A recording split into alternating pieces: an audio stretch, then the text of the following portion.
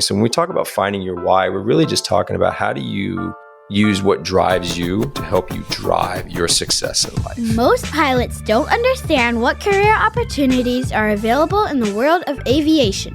They're making career decisions based on advice from friends or posts on internet forums, meaning they are taking huge risks with their livelihood without having all the details.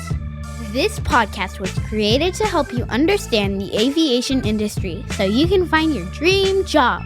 Let's get ready for Pushback. Here's your host and my dad, Nick Fialka. Hey, pilot. Welcome to Ready for Pushback. It's Interview Monday, and today we are interviewing Tim Chaplin. Tim Chaplin. Tim Chaplin. Who's Tim Chaplin? What? Who's Tim Chaplin? Let me tell you who Tim Chaplin is. Tim is a former enlisted Marine who is now the director of HR for a Fortune 500 company. He is one of the most interesting and well-educated human beings I have ever met. This man can articulate himself like no other, and he will help you understand your why. Why? That's what we're diving into today. And Tim works with us at Spitfire to help craft our why. And after you listen to this, you'll start to understand your why.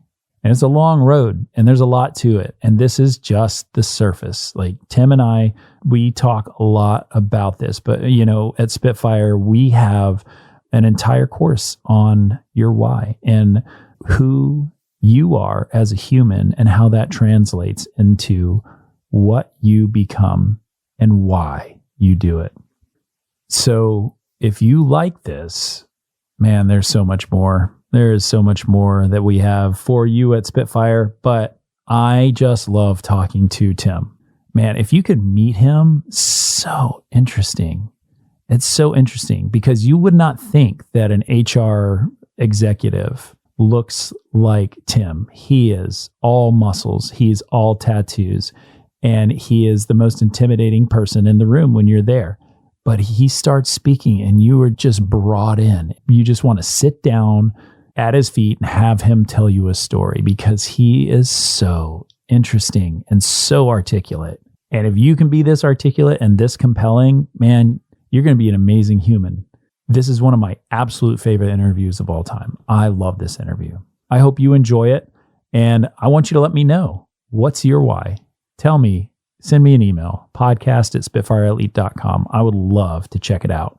I want to hear from you.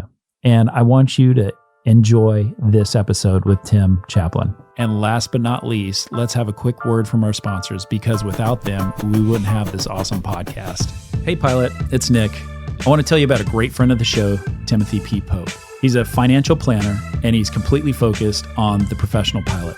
He's the kind of guy you want to go to for real talk to help you figure out your financial future. With so many upgrades and so many transitions and so many things going on, you owe it to yourself to give him a call. He'll help you design and execute really smart financial planning strategies, whether it's retirement planning, investment management, military transition, tax planning. He's a great financial planning partner. Timothy P. Pope, CFP, helping professional pilots make the most out of life. Give him a shout. All the information's in the show notes. You should definitely tell him I told you to call. All right, here we are. Pilot, you are in for a treat today. I've got my buddy Tim Chaplin. He is the director of HR for Spitfire. And so there will be way less cursing today because he's here and he has the power to fire me. So Tim, what's up, man? Good, but I just can't make you promises I'm not going to curse on this. So get your bleep button ready. Yeah. HR folks do cuss on occasion. So, man, that is true. It is. Mm-hmm. So for those of you, I wish you could see Tim. He is perfect Marine, just ripped out of control. He can do more pull-ups than you, but he's so in depth with all of this HR, this stuff that is so important and we never think about. So today we are talking about finding your why.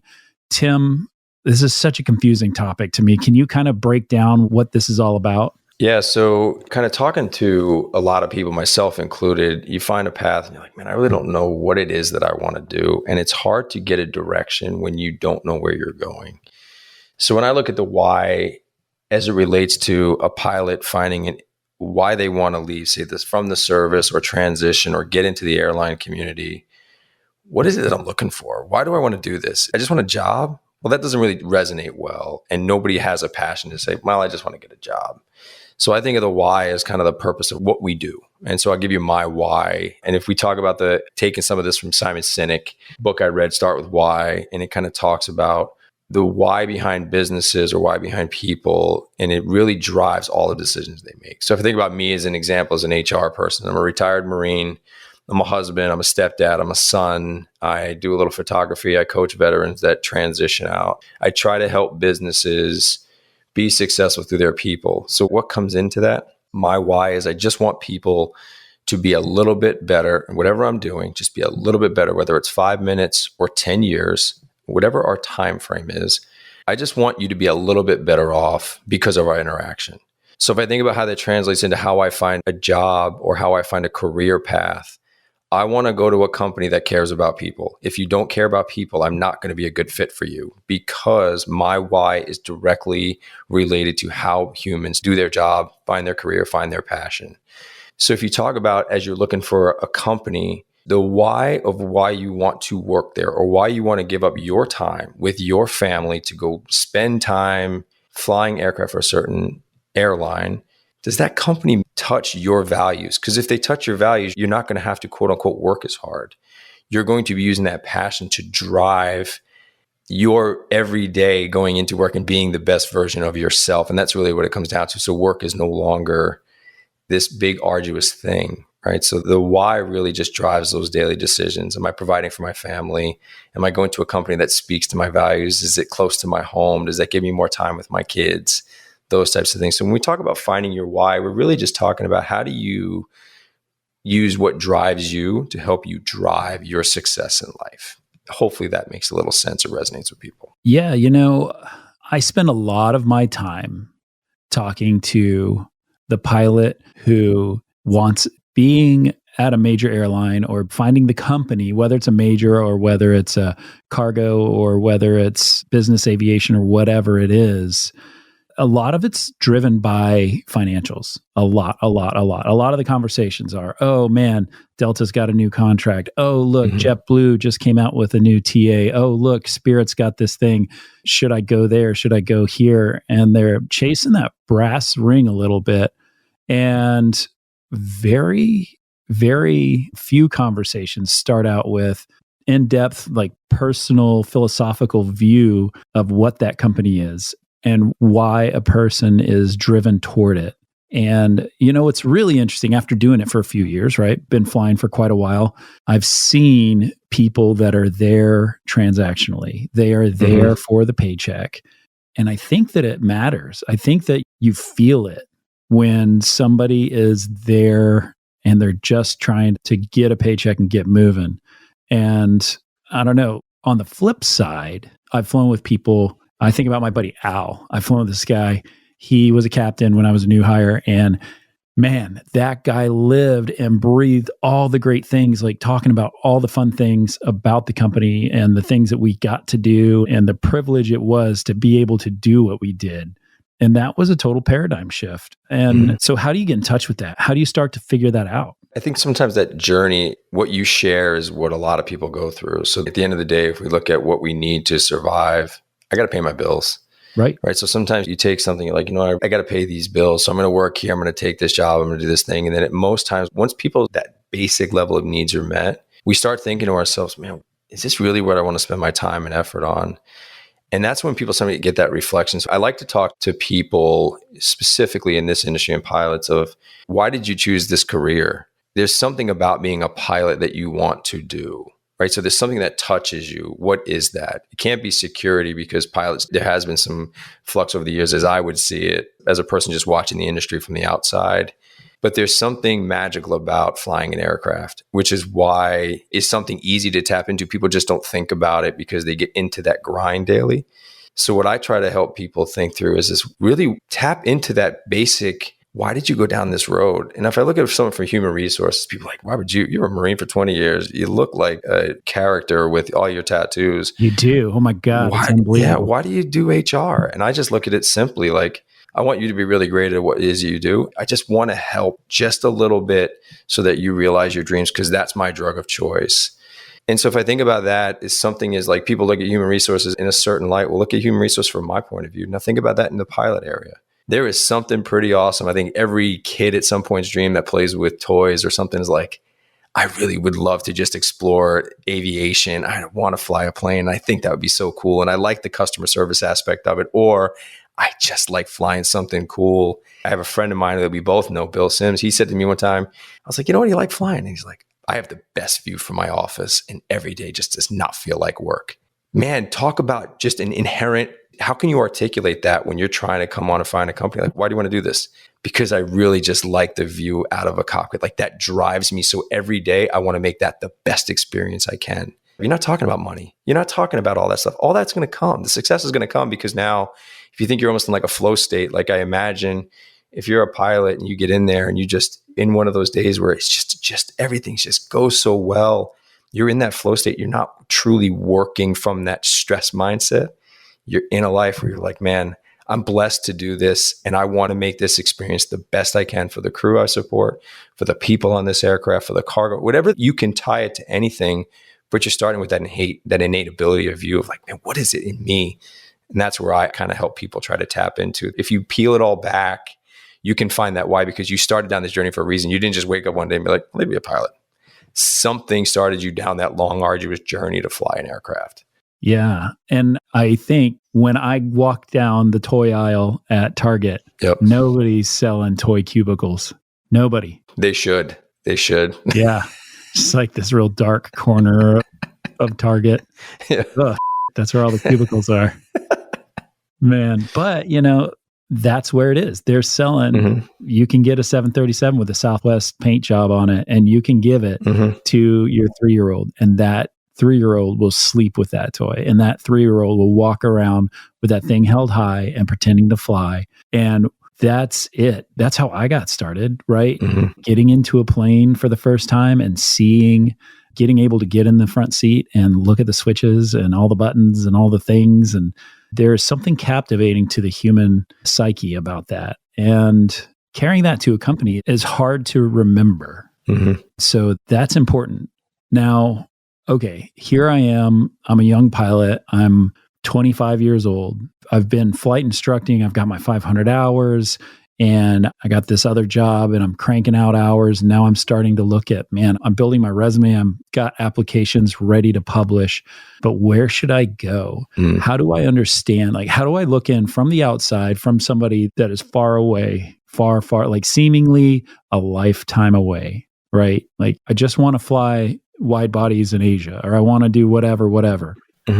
How do I understand what a company is all about? Like, what does that process look like? That's an interesting question. And that's probably talks into some of the other things we'll discuss on some of these podcasts and some of the content in Spitfire. We start looking at the network and finding other people. It's about, like when I met you for the first time, you and I connected on something other than, I'm not a pilot, right? But you and I connected on things that I was like, man, I can learn a lot from you. And so I look like, why do you do the things that you do? You're a family man. You got a few kids. You got a wife. We share some service time.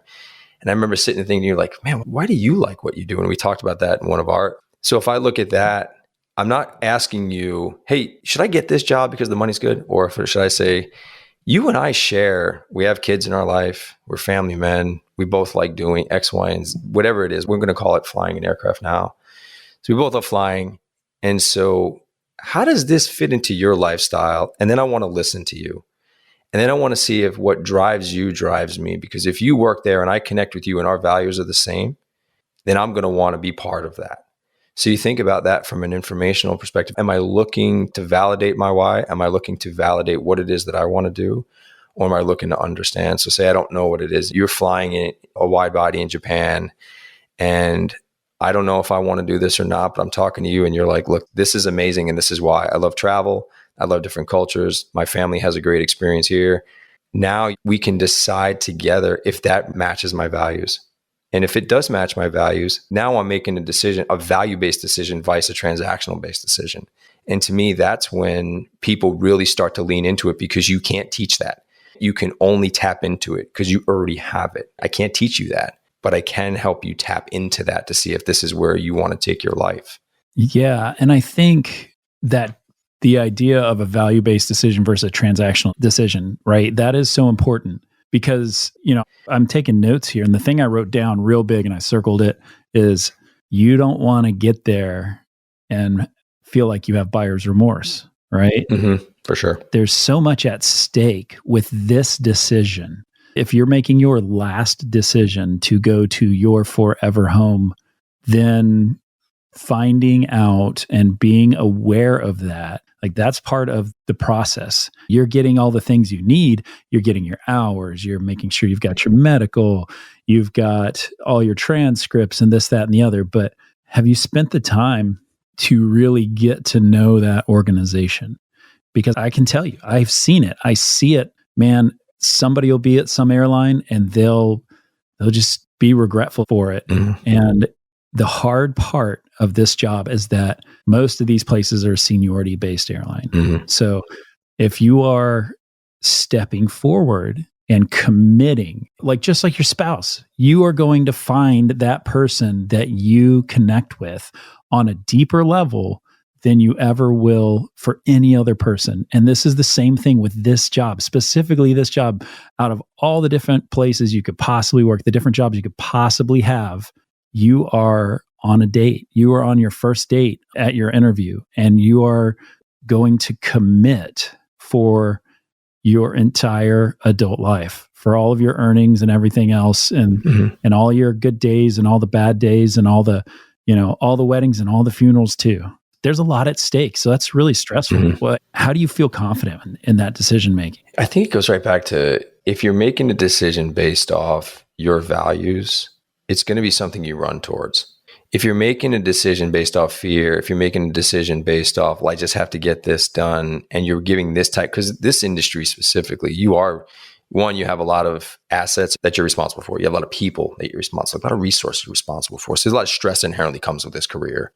But then you think about, you need to give your heart and soul. We all give our heart and souls to our job. By and large, we all put a lot of effort into it. If you're making a values-based decision off who you are inherently as a person, you're going to make a better decision. You're going to give it your full effort. Now, that full effort might, say after a year or so, or maybe you're like, hey, look, I didn't have all the information. I have different information now. So you make it, and that's okay if in the future. But really, if you're going off a values-based decision that touches who you are as a person, you're going to run towards it and you are going to be more successful, instead of, well, I'm just going to check this box, go do this, go do the next thing. If you're really going for a career change with a company that speaks to who you are, and you believe all the research you've done that, man, this really is something that I feel totally aligned with, you're going to be more successful. That's a fact. Yeah. So each company has its thing that it stands for, and you can see it buried in their websites oftentimes of where they are doing their volunteer service, where they are donating money to what nonprofits and what organizations those are. And sometimes those are going to really appeal to you. Other times they're not. There'll be something you're like, this is not my thing and I'm not interested, but that's their thing. Yep. And they're already doing it. And if that's something you want to fit in with and align with, then it will be a much more pleasant experience in the long run than if it's just it's the first interview I got, or it's, oh, they've got the new contract and I think that contract is really important. And you're going to make a ton of money either way. You are going to get a job and they are going to pay you a king's ransom. And that is secondary, right? Because absolutely. Be able to provide for your family. I was just listening to a podcast the other day, the 21.5 podcast. Great. Dylan and Max, two really, really good, smart dudes. And they had a guest on there and they were talking about just this, and that at about $100,000, about $100,000 to $120,000, you've probably got everything covered that are the basics in your life. And that jump from 120 to 200 is, gives you a good cushion. But that shift from 200 to 300 there's no real more satisfaction, no more, you've captured that brass ring and you are, it's marginal increases that are almost immeasurable. And that's where the why of what the organization is and your why is where they parallel. And so it's tricky, man. There's a lot at stake there. It is a lot at stake. And I think, it goes back to, we talked about that once the security is met, people start to really be introspective of, are they doing what drives them? I think it's the old adage of do what you love, you'll never work a day in your life. Once you start making enough to provide for what you need in your life in that season, right? You might be 30 years old, single, and no debt. Well, then your needs are going to be different than a mother of 3 kids that has a mortgage and so on. So there could be those differences. But once those needs are met, then you really start to think like, on the tough days, because we all have them, are you in a position that you're happy to be there? And happy is a hard word, because I think a lot of people pin a lot on happiness, but fulfillment, I think, is really my main thing. So some people want to get a job. They want to be really good at their job. They want to provide they want to be successful because they want it to fund what's outside of their life. And that's okay. And that's good to understand that. But at some point, you're still going to have to connect with the people that you work every day with. And so you could make a ton of money, but you could hate the person you have to be with every day. And now the money is no longer there. And that's when it goes back into what we're trying to find inherently as human beings. We're a tribal culture. We're just a tribal species in general. And so do we value, do we find purpose with the people that we are sitting next to as we're going through our life, right? We all find our niche, our area.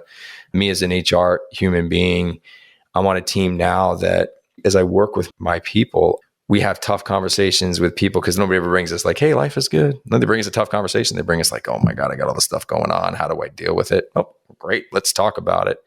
But as we use all that mental capacity, are we using all this time with people we find value in a company that we can get behind for a purpose that we really deem valuable to who we are as human beings? That's huge. So again, it goes back to like, you can make a ton of money and sell your soul to something that you do not believe in. That's going to leave you pretty empty. And so you do that on the front side if you know what it is that you're trying to seek. And if you run towards that, the success is going to be there. You're going to meet your needs and you're going to be more successful because it's more holistic than just the transactional level. Well, bills are paid. Yeah. And that leads me to another point, is that you're going to do this job for a long time, and you're going to be doing a lot of repetitive functions, and you're going to have long days, and you're going to have bad weather, and you're going to have maintenance problems, and you're going to have crew issues or passenger issues or cargo issues. And it is so important to pivot and realize that you need to grow where you're planted, and you need to be cognizant and focused on the fact that it's a great day and you get to do an awesome thing and you get to provide for your family, and it's a good place to be. And you'll see it. If you haven't already sat with somebody across from you that is pure misery, like, that is not who you want to be. So you need to find those areas, those bright spots where you can celebrate, where you can grow, where you can be full, and help the people around you, bring them up, raise them up to the next level, right? Get underneath them and push them, because that's what, if you can make everybody better around you, you make the organization better, you make the experience better, and it gives you that excitement to put on the uniform again, show up at the airport and do that thing, because nobody likes going through TSA. It's some and nobody likes being late, and nobody likes a gate agent that's in a bad mood. But you know what? Bring him a cup of coffee. Get them on your side. Find those places where you can raise somebody else up. You know, your why will help become their why. I think that's really missed and overlooked, and especially when you get into the everyday. I think that's probably a universal fact, but I've just been thinking about that an awful lot. What do you think? I think the same thing. I think about that gate agent having a bad day. If you just be like, well, sorry, it's just their day is just terrible. I'm just going to go do my thing. Think about it if you're on the team that you want to be on. Because I look at it as, if you care about what it is you're doing, you're personally connected to your position, your company, your end state, your end goal, your career, all of that. You're going to look up at the people around you and you're going to want to make it the best place you can because you're devoting who you are as a human being to it. And I think that's huge. As you're looking at companies and how do I articulate this across? You all have something, everybody has that in their life. Like I think about from an HR perspective, when I look at companies, I'm like, man, I would love to work for this company because they do X, Y, and Z. Okay, great.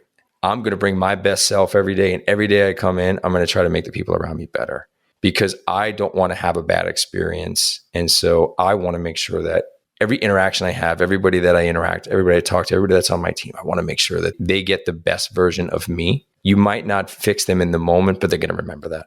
And they're going to want to be better. And that's what companies are looking for. Companies are looking for people that care enough to bring their best selves, not perfection, not all the effort you can, just bring the best version of yourself, because that's what's going to help them be successful. And when you go through the interview process, how do you articulate you're bringing your best self? Well, you start back at the beginning. You start back with, why am I here? Why did I get into this journey? Why am I going to wake up every day and give you my best version?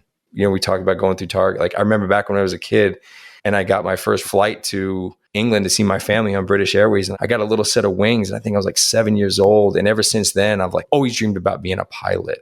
Man, could you imagine you just get to share that story with somebody and say, and now this is why I want to fly for British Airways today. It was the best experience I ever had in my life. And it stuck with me however many years later. And here I am. And that's what I want to do every day. I want to provide that same experience to somebody. To me, that's how you tap into this. And if you can have that story just at your fingertips, imagine what you're going to bring to the interactions you have with those around you. It's just going to be better. But if you walk in and be like, yep, yeah, I fly for Southwest. They're fine. Yeah, they're great. It's good. Wife hates me. Life's terrible. Car broke down. This sucks. Like nobody wants to work with people like that. You can touch into the moment you apply to a company, why that means something to you. You're going to take that forward and you're going to see success more than you're going to see failure and obstacles, right? You're going to see like, man, I'm doing this because I want to make this the best experience I can here. Yep, missed that one. I missed something. Got it. I'm going to get up, pick it up and do it again. I'm just going to make it a little bit better because now it's just part of that personal drive that you really don't even have to think about. When you tap into who you are as a human being, you don't really have to keep going back to it because it's a trait, it's in your DNA. And you don't have to like, well, do I really think that this philanthropic opportunity that this company has? You're not thinking about that. You're like, yep, this is just what we do here. We support this nonprofit in this area. And my people, this is what we do. And that's it. And it's never been said better. So this is the first of a 4-part series that we're doing. And Tim is working on creating a master's class for our team at Spitfire that will be available for the clients. And it's going to really take a deep dive and really peel the onion about all these topics. And so this is the first of 4. And Tim, thank you so much for spending time with me. It is a pleasure. And next time you're on my plane, I'm going to get you some kitty wings. So I can't wait. This has been awesome. First podcast ever. And this is awesome. I'm going to get a set of wings out of it. Heck yeah. My life is great. All right, brother. Hey, thanks a million. And we'll see you on the next episode. Appreciate you. Hey, before you jump out of here and go on to the next podcast, can I ask a big favor? Would you mind going over to your app that you're listening to this podcast on and give me a review? Give me a 5-star review if you love it. Give me a 1-star review if it totally sucks. Put a comment in there, something that is helpful. It helps me. It helps get the word out there. It helps people find the podcast, and that's super cool. If you don't do that, maybe you could just share the podcast with a friend. Tell a buddy who's trying to figure it out, trying to sort out this pilot dream of theirs and get a little bit further. That is super awesome as well. Last, if you don't do either of those 2 things, how about this? Find a way today to make yourself 1% better. Do that thing that you've been putting off. Put your foot forward, make movement, get yourself going, get that inertia that you need to succeed in this industry. So that's your choice. Leave a review, tell a friend, or make yourself better. Either way, it's all a good choice. And I'm super stoked you're listening, and I will see you on the next episode. The statements made on this show are my own opinions and do not reflect, nor are they under any direction from my employer.